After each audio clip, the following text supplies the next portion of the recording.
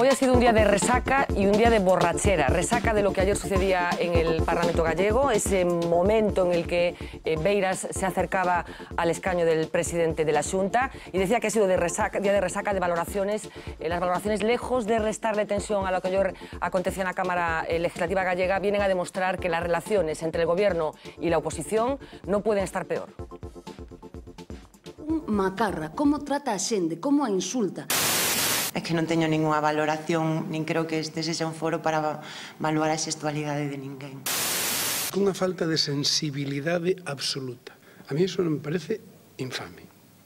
Eso non se lle fai a nadie. Descalificativos gravísimos. Dende logo, puños ou manotazos non estou disposto a aceptalos. Decía que fue un día de resaca, pero también fue un día de borrachera y además con el peor de los licores. Hoy hemos sabido que 6.200.000 personas, repito, 6.200.000 personas están en el paro en España, una cifra para la que probablemente se han acabado los calificativos para casi todo el mundo. Hay gente que sí que tiene calificativos tan llamativos como los que hoy utilizaba Carlos Floriano del Partido Popular. Que no nos ciegue ese mal dato para comprobar cómo la política económica está dando buenos resultados a nivel macroeconómico que más pronto que tarde van a llegar a las familias. Bueno, así que para Carlos Floriano los parados apenas son una luz cegadora que está perturbando la sensación de que la cosa va estupendamente en la economía española. Hoy, esta tarde, 25 de abril, en la Plaza del Obradoiro, se escuchó esta canción.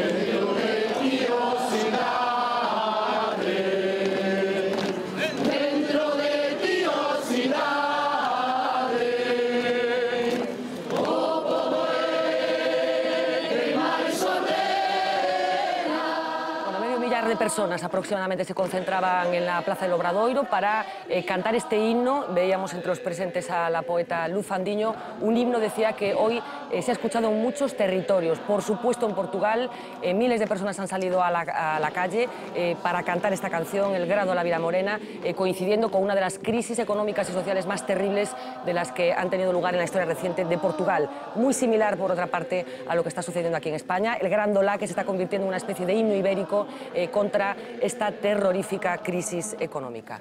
Don Tuco Cerviño, muy buena noite. Don Roberto Blanco Valdés, muy buenas noches. Buenas noches. Ernesto Sánchez Pons, muy buenas noches. Y Carlos Aymerich, muy buenas noches. Bueno, vamos a hablar enseguida de lo que ayer pasaba en el Parlamento para refrescar exactamente esos instantes. Vamos a recuperarlos.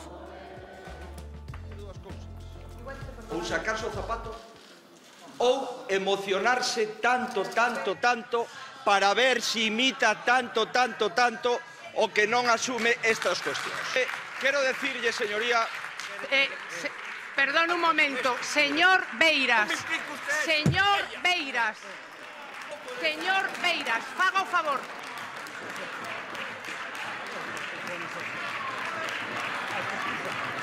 No.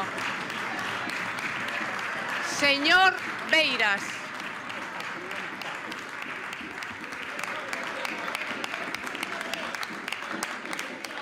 Perdón un momento, presidente. Perdón un momento. Señor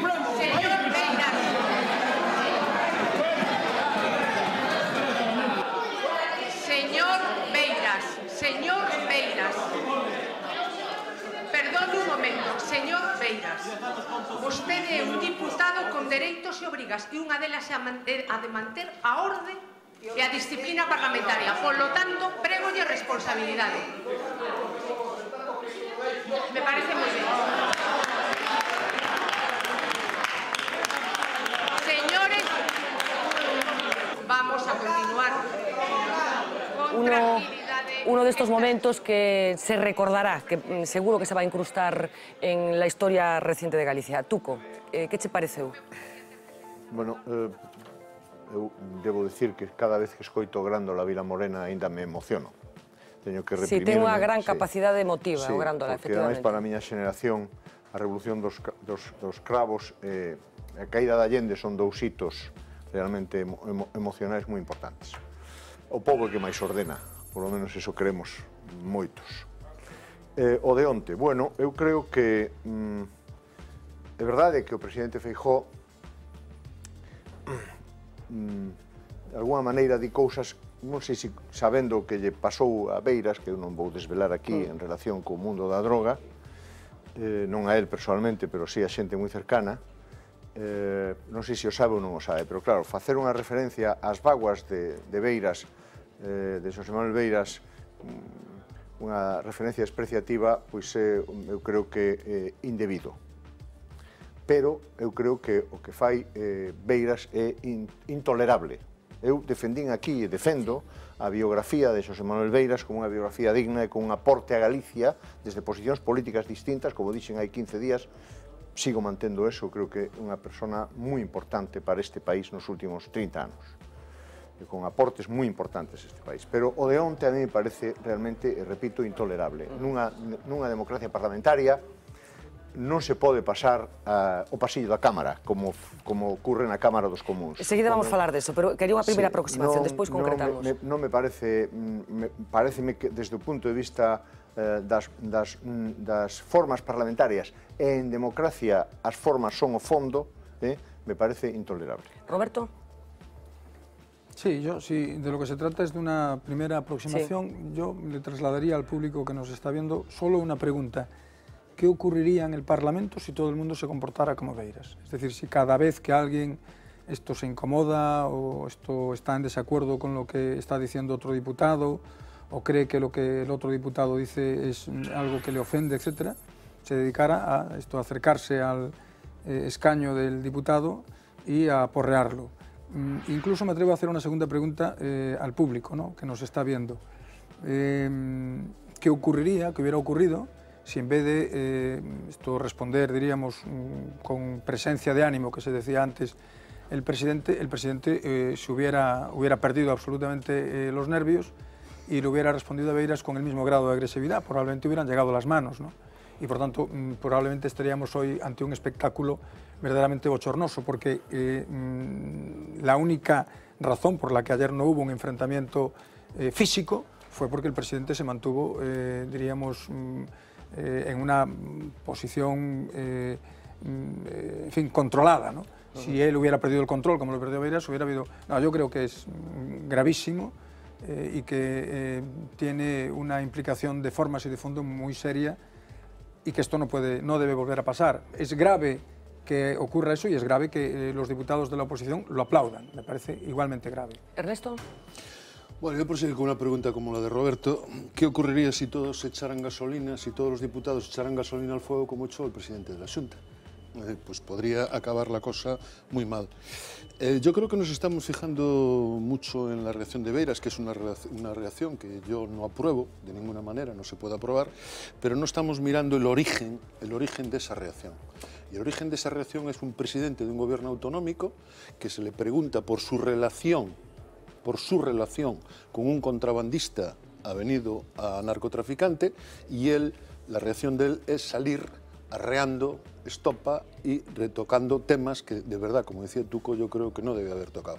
Entonces, me produce el mismo escalofrío ver el manotazo de Beiras encima del escaño del presidente Feijóo, como me produce, me vais a consentir que lo diga, cierto grado de irresponsabilidad en el presidente Feijóo en echar gasolina al fuego cuando creo que probablemente no tenía necesidad de echarlo. Y lo que sí tiene necesidad el presidente de este país es de aclararnos qué ha pasado al fin con Dorado, porque, claro, entre que Beiras da el manotazo y todos empezamos a hablar de Beiras, y hoy siguen las ruedas de prensa, hablan de Beiras y él sale hablando, estamos olvidándonos de que el tema de fondo es la relación del presidente del gobierno autonómico con un contrabandista venido bueno, en aquel momento contrabandista venido a narcotraficante, que es como... Para que despois non nos digan, Carlos, que utilizamos malos términos. A ver, Carlos.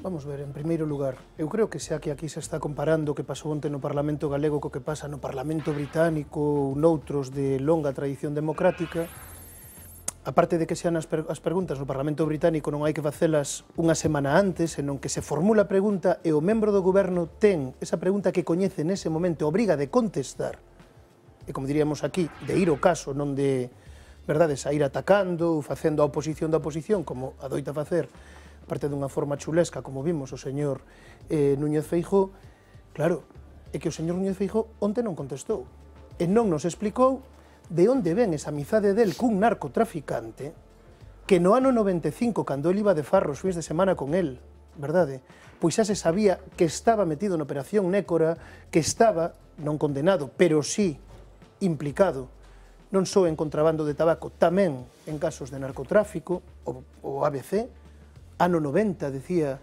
a mafia da coca en Galicia, aí o señor Marcial Dorado, amigo de Núñez Feijóo, pois non contestou, pero que hoxe, na roda de prensa posterior ao Consello da Xunta tampouco contestou. E se agora o que estamos falando é da resaca, é dicir, de como se ve o día despois, pois o que pasou onte no Parlamento de Galicia, eu teño que decir o que escoito, non?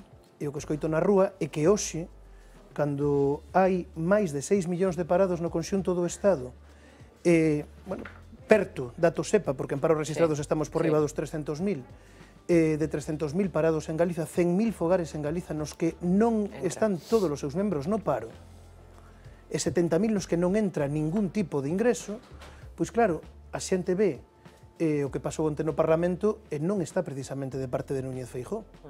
Os comentarios máis suaves que se escoitan é, en fin, eu non digo que o aprobe, verdade? Pero que iso é o mínimo que se podía facer. Bueno, estamos hablando de... No, digo que a situación de indignación que hai, o que escoitamos antes de Carlos Floriano, é que vos decides, eu lín o teu artigo, Roberto, dice que isto é intolerable en termos democráticos porque se quere suplantar a vontade popular, pero que asento que está vendo que se suplanta a vontade popular todos os días por uns señores que gobernan en contra do que dixeron en campaña electoral, porque o señor Núñez Feijóo dixo que iba a acabar co paro, e os en Galiza que paro temos? O señor Rajoy dixo que non ia aplicar recortes, está aplicando recortes todos os días e veremos os que aplicará mañán vía decreto lei. Entón, eu o que quero decir é que ti decías que pasaría no Parlamento se todos os deputados fosen como Beiras. Eu digo, que pasaría no Parlamento ou que pasaría, en fin, no mundo democrático se todos os presidentes fosen como Núñez Feijóo?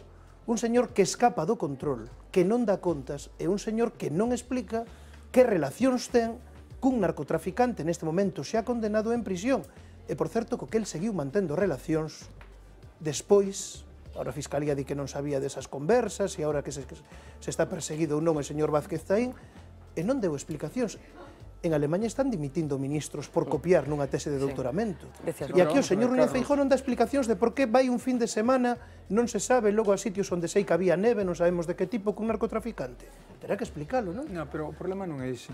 Vamos a ver, o problema en democracia non son tampouco 6 millóns de parados. No, se mezclamos todo, Carlos. Pero que sea a situación, Roberto. Se mezclamos todo, eu non estou falando agora do paro. Claro. Se queres que falemos do paro, falamos do paro. Pero que ti non podes como se fora, agora vamos separar isto do que está pasando na rúa. Non, é que o Parlamento non pode ser unha burbulla fora do que está pasando na rúa, Roberto. No, es que no nos entendemos, Carlos, si lo planteamos de esa manera no nos entendemos. Vamos a ver, el asunto es el siguiente. El Parlamento es un órgano de representación popular que tiene unas funciones y que tiene unos procedimientos y que funciona si se respetan esas funciones y esos procedimientos.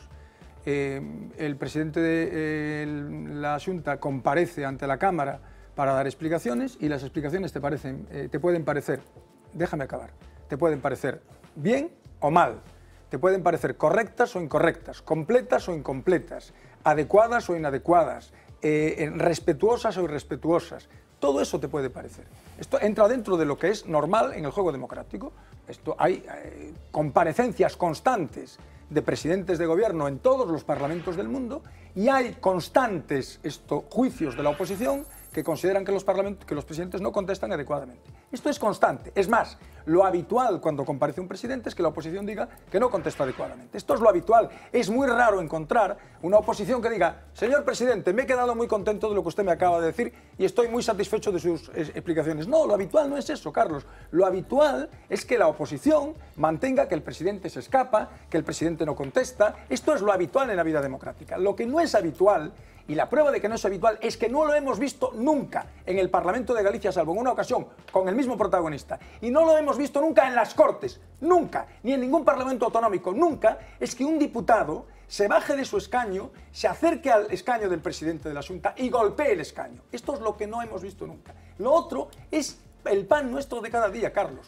El pan nuestro de cada día. Los presidentes van al Parlamento o no van. Se explican o no se explican. Se explican bien o se explican mal. Explican lo que tienen que explicar o no lo explican. Actúan adecuadamente o no. Esto es lo normal en la democracia. Es absolutamente normal en democracia. Los gobiernos cumplen sus promesas o no las cumplen. Llegan al gobierno prometiendo una cosa y luego hacen lo contrario. Esto es habitual en todos los países del mundo.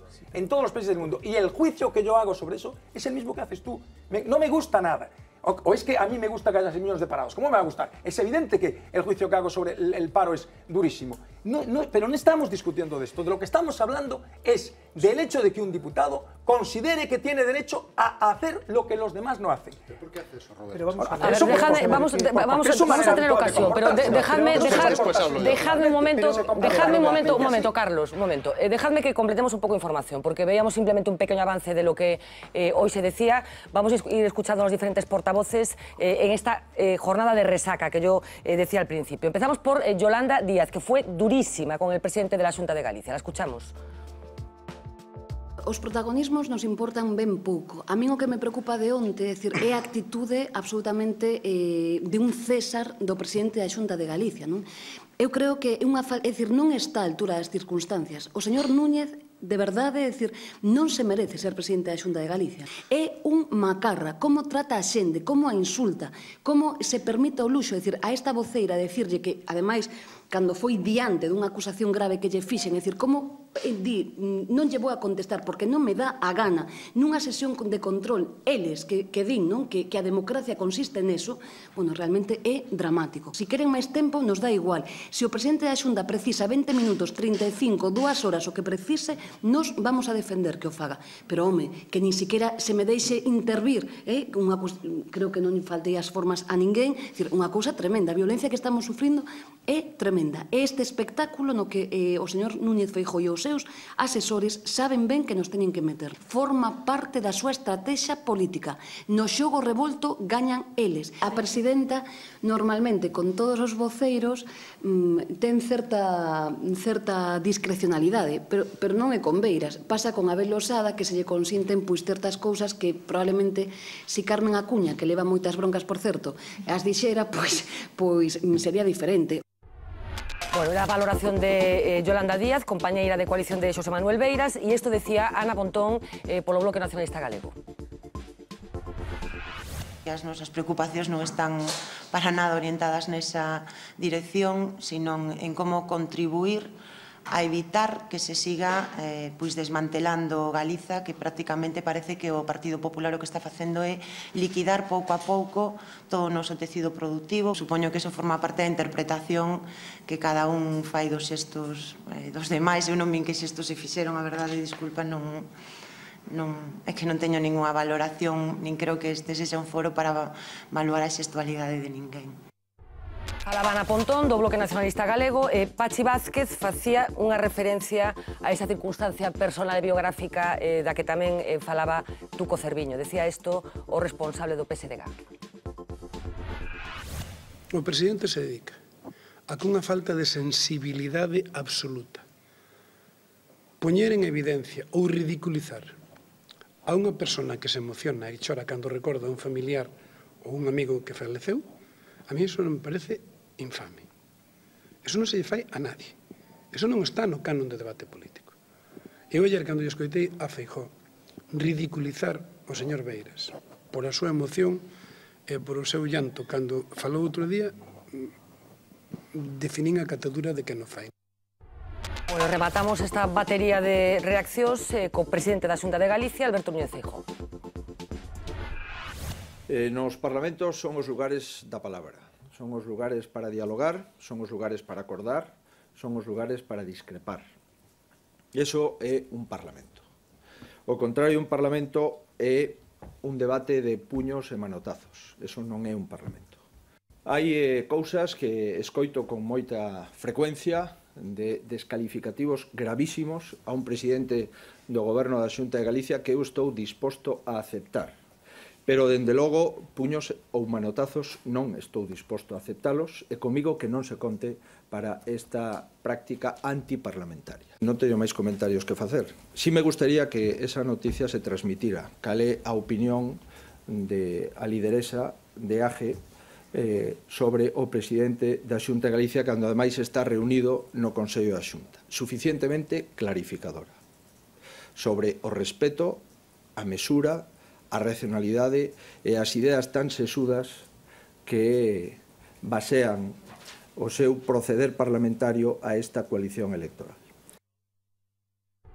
Bueno, nesta última parte da súa intervención, Alberto Núñez Feijóo estaba valorando ese apelativo, ese calificativo empregado por Yolanda Díaz, que lembrarán, chamoulle macarra a Alberto Núñez Feijóo. Tuco, decías? Sí, bueno, eu xa teño exposto aquí que por este asunto o presidente Feijóo non debe seguir sendo presidente. Eu creo que é un grave problema, xa o expliquei e non vou volver a repetir os argumentos.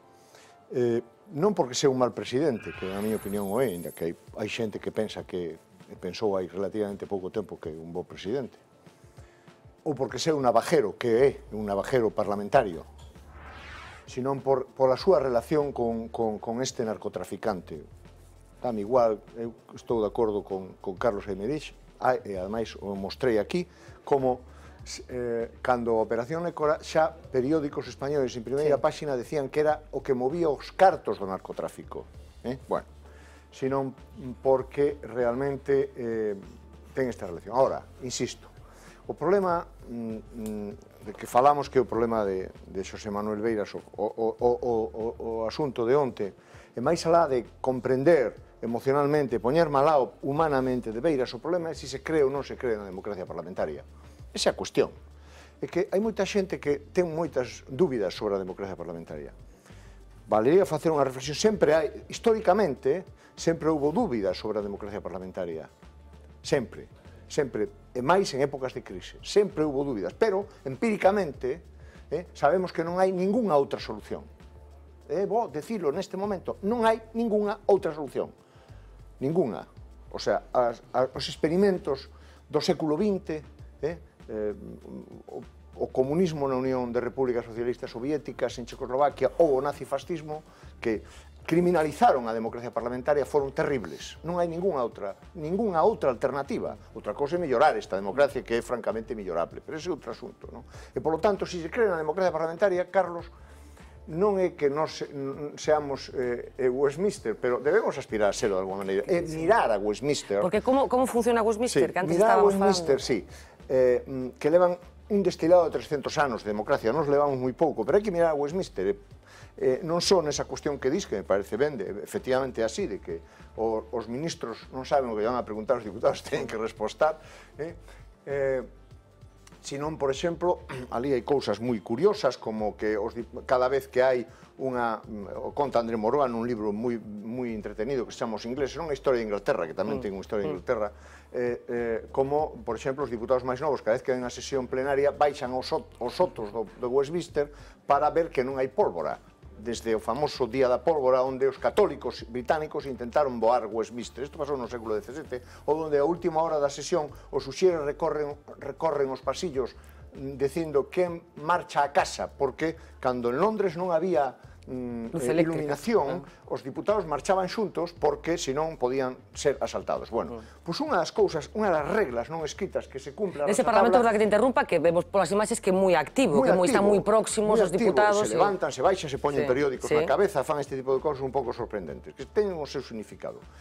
Pero non se pode atravesar o pasillo da Cámara, está terminantemente prohibido, constitucionariamente, como casi todo no Reino Unido, precisamente porque no século XIX e o XVIII os diputados iban con florete ao Parlamento, entón para evitar que se agrederan... Para tener unha distancia de seguridade. Non se pode pasar o pasillo. Eu creo que Xosé Manuel Beiras, se o digo con todo o cariño persoal e aprecio persoal, non pasou o pasillo, eso non se pode facer.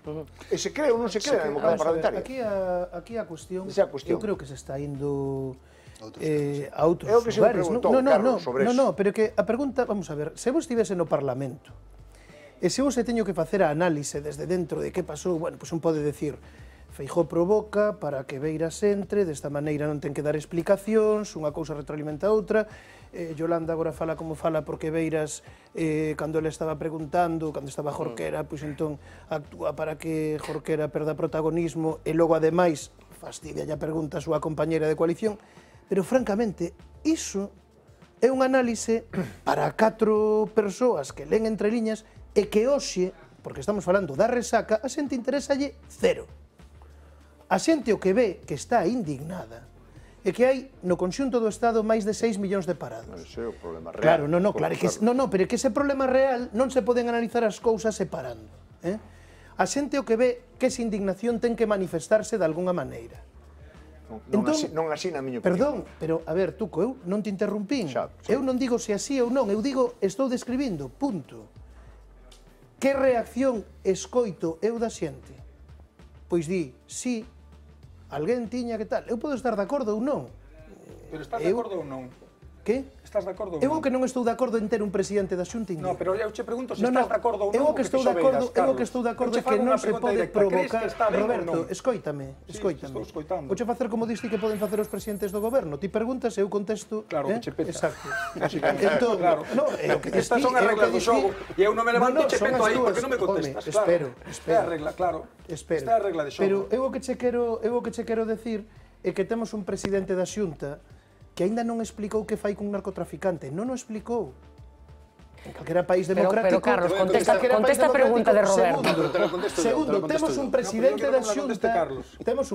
da Xunta que provoca a mantenta, verdade, con toda intención a un deputado que sabe que seguramente vai entrar nesa provocación. E a culpa é del presidente que lo provoca. Non, eu estou describindo. Logo, bueno, pois eu non teria feito como Beiras. Agora, petou no escano, non lle petou a ninguén. Claro, pero é que aquí os que están falando... Non le pegou al presidente. Perdón, Roberto, sabes por qué? Porque aquí cando falamos de nazifascismo, de non sei que, claro, é que xustos das dialécticas dos puños e das pistolas, frase de José Antonio, verdade? Son outros. Vamos a ver, isto... Entón, claro, en que estamos falando disto. Creer na democracia parlamentaria. Eu creo na democracia parlamentaria con todas as carencias que ten, e desde logo mantendo o que hai e avanzando na liña de democracia participativa, afondando por aí. Pero o camiño polo que se vai é xusto polo contrario. Eu creo que o que non podemos é ter un presidente indigno como este. Un presidente indigno, porque hoxe non falou no Consello da Xunta de Pescanova, non falou no Consello da Xunta do Paro, e que non falou de nada diso. Te voy a contestar non deu ninguna explicación solvente. No apruebo lo que hizo Beiras, pero apruebo menos lo que hizo el presidente. ¿Qué te parece? Apruebo menos lo que hizo el presidente. Es decir, porque yo creo que el presidente ha jugado precisamente con lo que no debía de jugar, que es con la parte sentimental de un diputado que, como dijo tú, que como dijeron los demás, está afectado por el tema de eso. Y mira, lo que tenía que tener el presidente Feijóo es la suficiente, él que habla tanto de respeto, de falta de respeto, él tenía que tenernos un poco de respeto y decirnos qué pasa con Marcial Dorado, que no lo sabemos. Y tú decías, es que en el Parlamento británico está prohibido traspasar el pasillo. Es que el presidente Feijóo traspasó el pasillo de la falta de respeto. Es decir, hay muchas maneras de traspasar el pasillo, Tuco. Se puede traspasar el pasillo físicamente y se puede traspasar el pasillo como ha hecho él, que es una falta de respeto absoluta a una persona que se soltó a llorar o que se emocionó en un momento determinado y que no estoy justificándola, que no estoy justificando. Pero claro, es que parece, coño, que es que aquí Beiras ha asesinado al presidente de la Roberto, vamos a permitir que aplacemos un momento tu intervención para ver esa extraña relación intensa que mantienen el presidente de la Xunta de Galicia y Xosé Manuel Beiras. Una relación problemática que viene de viejo, no de ahora, no desde que Beiras es diputado otra vez. Aquí en esta misma mesa, en la primera entrevista que le hacíamos a Xosé Manuel Beiras, cuando ni siquiera existía Nova todavía, se acababa de concretar la escisión del grupo de Beiras, en esta misma mesa ya hablaba de Feijóo de una manera muy concreta. Vamos a ver. Beiras no era un ni candidato, pero ya buscaba el tiro directo a Feijóo. Eu chamalle frijol. Chamalle por? Porque frijol en galego non existe, é feixó. Ou senón en español chamase frijol ou habichuela. Ni se hablan, ni se saludan y evitan cruzarse. Beiras es el único de los líderes de la oposición que no felicita al presidente y tras su investidura permanece en su asiento con su grupo hasta que la Cámara se vacía. Respeta as institucións? Outra vez. Señor Beiras, non ten a palabra, faga o favor. Como que fago favor? Está falando... Bastante favor fago, está aguantando. Chamo a orde... La sonrisa de Feijóo revela que en su estrategia prefiere al Beiras más visceral.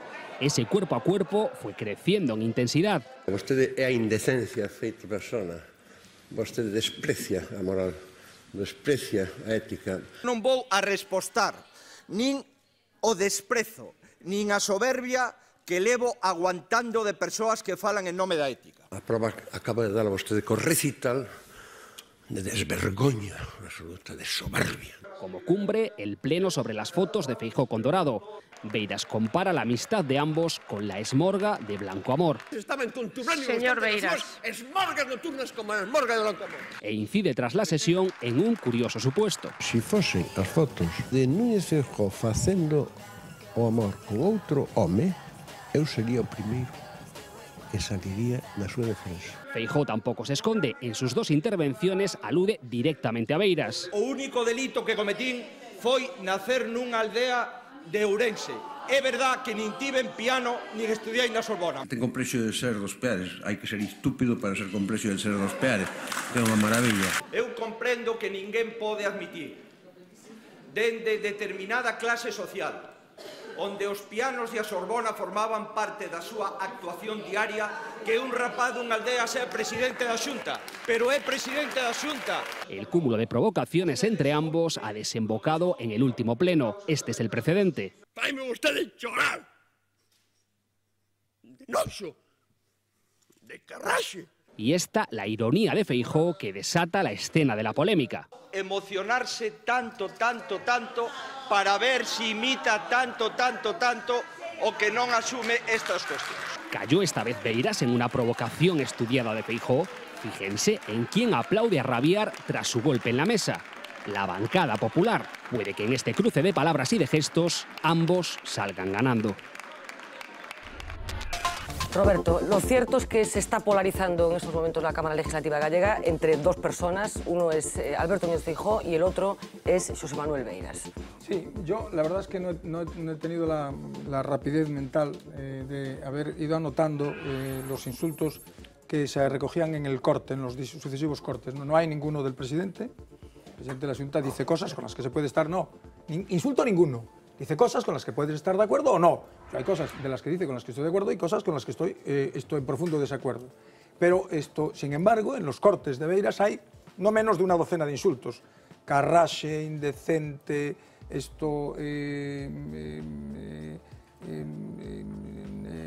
frijolín, estoy intentando recordar, porque la verdad es que los debía haber ido anotando, pero no menos de media docena, una docena de insultos. Vamos a ver, yo lo diré de una manera muy clara. A mí el estilo de Beiras me parece nefasto. Me parece nefasto para Beiras, me parece nefasto para la vida parlamentaria. Creo además que Beiras ha introducido en la dinámica parlamentaria, en el Parlamento de Galicia, una dinámica parlamentaria que es absolutamente estéril, que no es la de resolver los problemas, sino que es esta dinámica en la que se habla de Beiras, que es lo que a él le gusta, claro, que se hable básicamente de Beiras y consigue lógicamente que se hable de Beiras. Yo no estoy de acuerdo que esto se pueda interpretar como una provocación, es decir, me parece realmente requintado acabar culpando al agredido de la agresión. Esto no es la primera vez que se hace en la historia política, claro. Culpar a los agredidos de las agresiones es una técnica muy frecuente. Hay más que saber algo de historia para saber que hay partidos que se han especializado durante muchos años en culpar a los agredidos de las agresiones y en hacer a los agredidos responsables de las agresiones, ¿no? Bueno, hablamos del Parlamento y queríamos ir cerrando ya este capítulo con una intervención que ayer nos sorprendió por lo que supuso de tirón de orejas a la presidenta del Parlamento. Extrañamente partió de alguien de su propio partido, del portavoz del Partido Popular, Pedro Puy. Vamos a recordarlo y después vamos a escuchar hoy a Pilar Rojo valorando ese momento.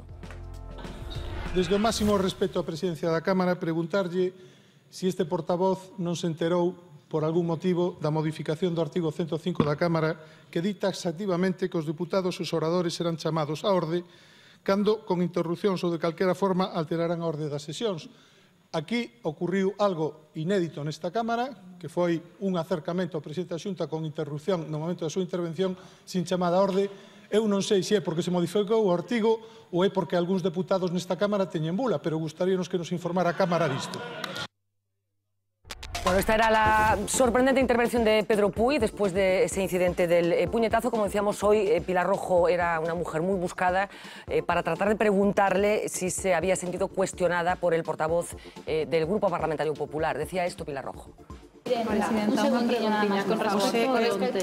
No, pero non vou facer declaracións. Síntese cuestionada, Presidenta. No, para nada. Vamos a facer a inauguración.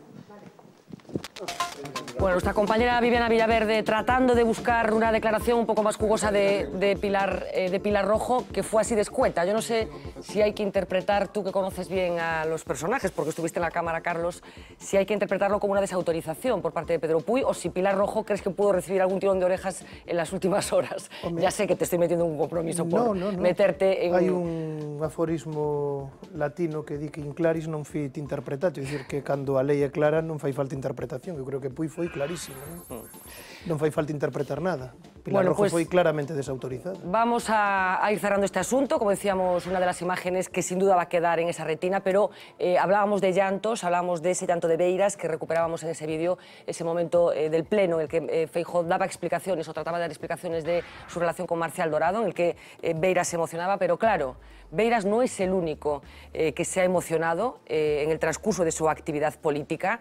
Recordarán a una persona que se emocionaba con muchísima frecuencia y que está en el partido del señor Feijóo, Manuel Fraga. Hace un poco más de 60 años que nuestra familia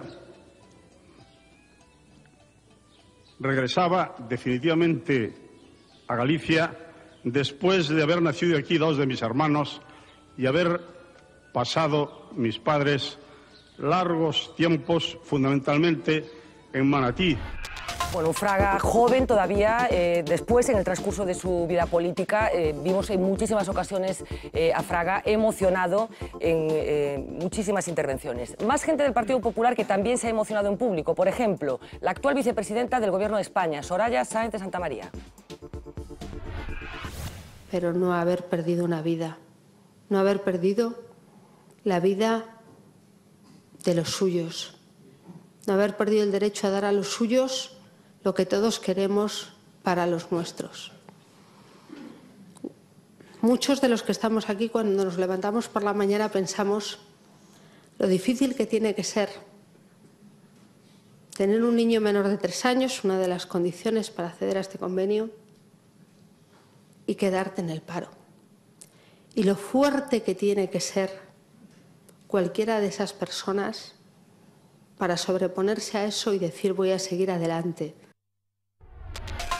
Y no fue la única Soraya Sáenz de Santamaría y Manuel Fraga que han mostrado sus emociones en público. El propio Alberto Núñez Feijóo tiene cierta tendencia a emocionarse en según qué momentos. Vamos a verlo. Como fixeron os nosos emigrantes cando conquistaron pacíficamente medio mundo. Por fin, aquí está Galicia enteira. Galicia enteira que moitas veces nos esquecemos dela, pero que ten que ser o noso primeiro compromiso. Bueno, políticos emocionados, como vemos, no es algo exclusivo de un grupo político, sino que lo comparten muchos otros. Publicidad, a la vuelta hablamos de lo importante, del paro.